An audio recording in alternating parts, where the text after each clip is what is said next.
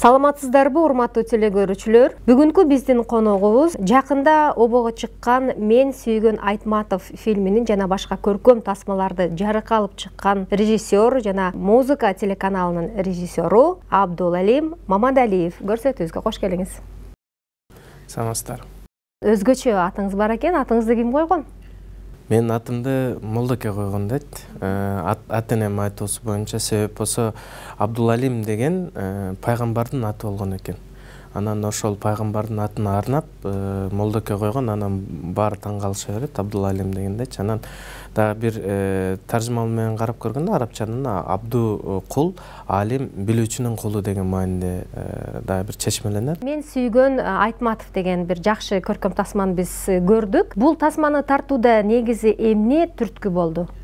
Бул тасманы тартууда мындай болгондо баш жаралуусу биз болсо 90 жылдыгы болуп аткан 2018 жылы, анан 90 жылдыгында бир конкурска барып калгам. Ошондо баягы съемкалар менен барып тартып бер деп бир байке сурангандан барып ошол жерде конкурс болуп, анан бир команда жеңип чыккан. Кайсыл жерге баргансыз? Бул аэропорттун өзүнүн немелери, командалары. Анан Айтматовго ушунчалык баягы таазим этип, баягы жумушчулар, актер эмес адамдар ошол Айтматовдун чыгармаларына аябай көңүл буруп, анан ошол жерде ошол конкурста ойноп атканына мен ойлонуп калдым. Ушундай конкурсту мен мектепке кылсам кандай болот деген бир ой келди. Анан мектепте отуруп, кийин анысы эмне үчүн ошол нерсени кино кылып тартса болбойт деп ойлонуп, акыры ушул Мен сүйгөн Айтматов деген кино тасманын жаралышына түрткү болду ошол идея, ошол жактан пайда болгон да. Анан бул жерде биз болсо фильмде Айтматовду таануу, китеп окуу деген идеяларын алып чыкканбыз. Бул жерде Айтматовдун өмүр баяны жок. Айтматов жөнүндө китептер мындай кылды экен деген бул көп информация, баягы маалымат. Ичинде эл катары жүргөн маалыматты эми кайра кайталагыбыз келген жок. Себеби элдин баары билет Айтматов ким экен. Биз болгону ошол нерсеге бир аз дагы үгүттөп, эл биздин кинобузду көрүп алып туруп, баягы мотивация болсун. Балдарга мындайча айтканда дагы бир идея мындай болгон. Себеп жаш балдарга азыр кино тасма жок экен. 90-жылдан бери жалаң жаш балдарга арналган кино тасма жок экен. Анан ошол себебинен биз ушул фильмди тарттык. Кинону карап көрсөм, профессионал актерлор жок. Мектептин мугалимдери, окуучулары катышкан. Бул кайсыл мектеп, кайсыл айыл жана бул жөнөкөй актерлор менен иштөө кыйынга турбадыбы? Эми бунун дагы жаралышында да өзүнчө бир өзгөчө тарыхы бар. Биз болсо Сокулук жактан бир ушундай бир айылды табалы деген ой менен бир байкени чакырганбыз. Таластык байкени чакырып алып туруп, алып барып келиңизчи, өзүбүздө машинабыз жок болгондон. Анан жолдон барат, тиги токтотуп, каяка барасыңар? Ушунда Сокулукка барабыз, ушунда кино тарткан атабыз десек, ал киши болсо, жүргүлө, менин айылымда тартабыз деп туруп эле күчкө салып эле таласка алып кетип калган бизди. Ошентип таласка барып, ошол айылын көрүп, бир сыйра талас жактырып, анан ошол күнү эле кастинг кылганбыз. Мен башынан баштап туруп, оюмда ушул кайсы мектеп тапсам, кайсы айыл тапсам, мен ошол жердеги карапайым элди тартам. Мындай профессионал актер издеген оюм жок болчу да.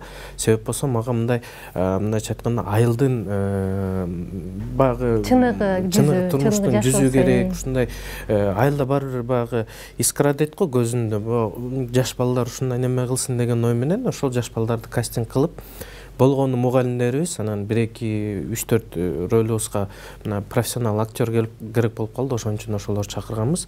Анан кыйынчылык боюнча албетте кыйынчылык болду. Себеп болсо кичинекей балдар биринчиден камераны көрбөгөн жаны, кайра дубль деген сайын баягы каприз дейт го орусча айтканда, капризничать укпай, мен башка каарманым болсо тиги өтө тентек болгондон ошол жерден кайра тентектигин көрсөтүп, кыздарга тише коюп, же болбосо жанакы спектакль тартып отурган учурда бүт баары аябай образга кирип ушундай ойноп аткан учурда бирөөнү күлдүрө коюп дагы баарын бузуп, бир дублду толугу менен чыга албай ушундай күндөрү көп болду. Бирок канча дагы эми ар бир жумуш кыйынчылыксыз болбойт деп ойлойм. Анан ошол бардык кыйынчылыктарды жеңип, анан тиги бала ошол ойноп берген учур болду да. Жакшы кино жаратууда албетте акча каражатсыз сен ишке ашыруу кыйын.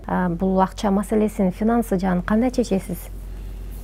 Бул жерде бир көйгөй пайда болду. Эми баягы элдерден акча чогултуп неме кылдык. Анан биздин оюбузда анан бул фильмди мектептерге коелу, эми кандайдыр бир каражат табыш керек. Ар бир кинонун артында эми баягы каражат табуунун ою болот. Анан биз болсо мектептерге коелу деген ой болчу. Мектептерге коелу деген ой менен келип Министерство образования барганда, билим берүү министрлигине барганда алар болсо кинону көрүп да койгон жок.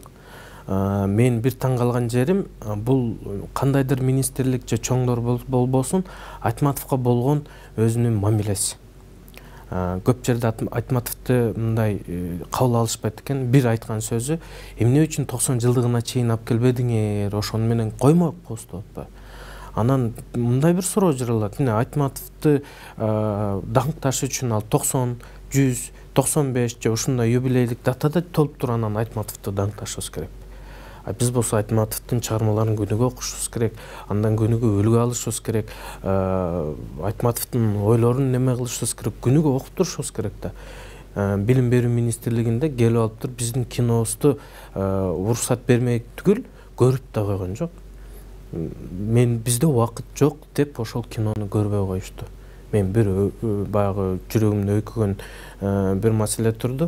Бул көрсөткүч билим министрликтин деңгээлинде Айтматовду сыйлабастыгынын көрсөткүчү катары мен көрөм да. Себеп болсо, жок дегенде көрүп койгула, биринчиден. Көрүп койгула фильмди. Биз болсо атайын балдарга неме кылдык.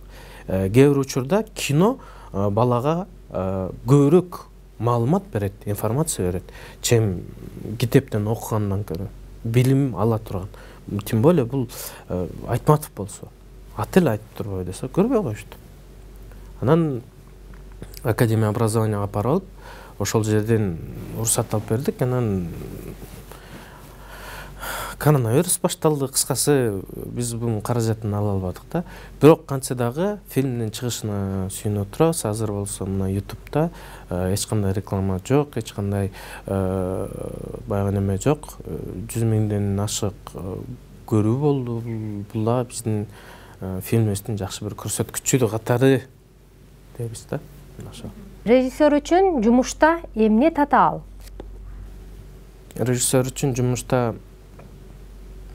менин оюмча бул команданы мотивация кылып кармап турган татаал нерсе го дейм да.